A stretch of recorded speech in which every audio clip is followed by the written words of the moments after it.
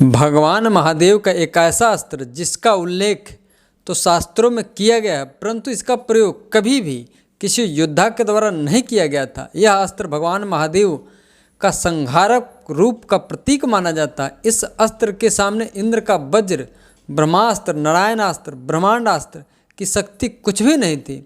वह शक्ति कौन थी और इसका ज्ञान किस किस को प्राप्त था? वीडियो में आगे बढ़ने से पहले आप हमारे चैनल को सब्सक्राइब कर लें, बेल आइकन को दबाना ना भूलें।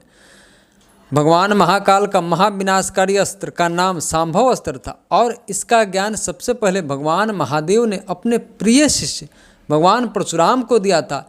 इस अस्त्र के ज्ञान के साथ देवाधिदेव महादेव ने परशुराम को विजय धनुष भी प्रदान किया था। भगवान परशुराम के भी अनेक शिष्य हुए जो इतिहास के महान धनुर्धरों में एक थे।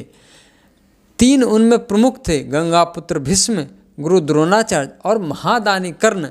अनेक शिष्य होने के बावजूद भगवान परशुराम ने शांभव अस्त्र का ज्ञान मात्र एक शिष्य को ही प्रदान किया था। अब आपको लग रहा होगा कि वह शिष्य गुरु द्रोण होंगे, क्योंकि उनके एक आध शिष्य को छोड़ दें तो बाकी सब ब्राह्मण थे और गुरु परशुराम ब्राह्मण कुल के बच्चों को ही शिक्षा प्रदान करते थे और गुरु द्रोण का संबंध ब्राह्मण कुल से था। और अगर आप यह सोच रहे हैं तो बिल्कुल गलत है। भगवान परशुराम ने गुरु द्रोण, पितामह भीष्म को छोड़ इस अस्त्र का ज्ञान महारथी महादानी कर्ण को प्रदान किया था।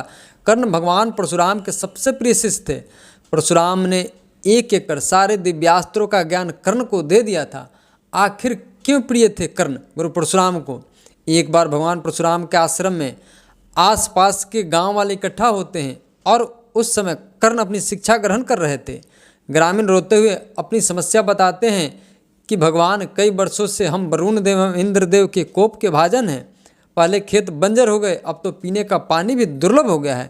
हमारी सहायता करें, वरना हम इस तरह कब तक जीवित रहेंगे। ग्रामीणों की समस्या पर भगवान परशुराम ने कर्ण को आज्ञा दिया कि तुम इंद्रदेव का आह्वान कर वर्षा के लिए कहो। कर्ण ने इंद्रदेव का आह्वान कर कहा, हे इंद्रदेव, आप वरुण देव को आज्ञा दें कि अपनी जल धरती पर दें। इंद्रदेव घमंड में कर्ण की बातों का अनसुना कर दिया। कर्ण ने युद्ध के लिए ललकारा।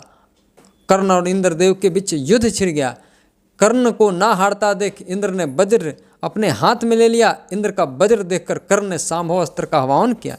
शांभव अस्त्र की प्रचंडता को देखकर इंद्रदेव डर गए और बोले, रुको वीर, मैं अपनी पराजय स्वीकार करता हूँ। इंद्र कहते हैं, कर्ण तुम कौन हो और तुम्हारा गुरु जिसने तुम्हें इतना शक्ति प्रदान किया? तभी वहाँ भगवान परशुराम आ जाते हैं। उन्हें देखकर इंद्र अपने भूल के लिए माफ़ी मांगते हैं और प्रणाम करते हैं और वरुण देव को आदेश देते हैं कि धरती पर पर्याप्त वर्षा कराए। कर्ण की वीरता एवं निडरता पर भगवान परशुराम बहुत गर्वित हुए। जब भगवान परशुराम के इतने प्रिय कर्ण थे, तब उन्होंने इतना कठोर श्राप क्यों दिया? कमेंट कर बताएं। और हमारे चैनल पर नए हैं तो चैनल को सब्सक्राइब करें और वीडियो को शेयर करें, लाइक करें।